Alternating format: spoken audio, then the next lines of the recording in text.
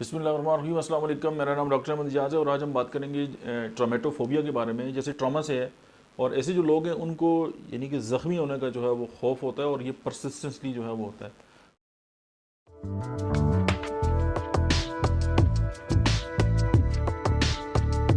और इस फोबिया में जो है वो ज़्यादातर जो कम पढ़े लिखे लोग और ख़वातीन जो है वो मुतासर होती हैं, लेकिन बच्चों में भी जो है ये बहुत तेज़ी से जो है वो फैलता है।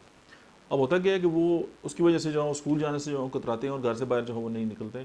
अब जो ट्रोमेटोफोबिया के जो पेशेंट हैं उनमें जो खौफ का एहसास है वो शिद्दत से जो है वो पाया जाता है। वो सांस नहीं ले पाते और उनकी शदीद जो है वो पसीना आता है, मुंह खुश्क हो जाता है और ख़ुद को वो बीमार जो है वो महसूस करते हैं, कांपना शुरू कर देते हैं, दिल की धड़कन जो है वो तेज़ हो जाती है और बेचैनी का जो है वो शदीद जो है उनको झटका सा लगता है, जैसे पैनिक अटैक के अंदर सारे सिम्टम्स होते हैं। अब इसकी जो होम्योपैथी की अगर हम ट्रीटमेंट की बात करें तो अर्निका इसकी जो है वो बहुत बड़ी मेडिसिन है, क्योंकि अर्निका वैसे चोटों के बाद की भी दवा है, लेकिन चोटों का खौफ भी जो है उसके अंदर जो है वो पाया जाता है। उसके बाद क्लेडियम है, कल्केरिया कार्ब के अंदर जो है ये खौफ पाया जाता है। उसके बाद सिमिसी फ्यूगा के अंदर है, रिस्टॉक्स के अंदर है और स्ट्रेटोमोनियम के अंदर है। तो ये वो मेडिसिन है जो आपकी ट्रोमेटोफोबिया जो है उसके अंदर बहुत हेल्पफुल साबित हो सकती है। आज के लिए इतना ही, मिलते हैं नेक्स्ट वीडियो में, तब तक आप देखते रहिए डॉक्टर अहमद इजाज़ ऑफिशियल।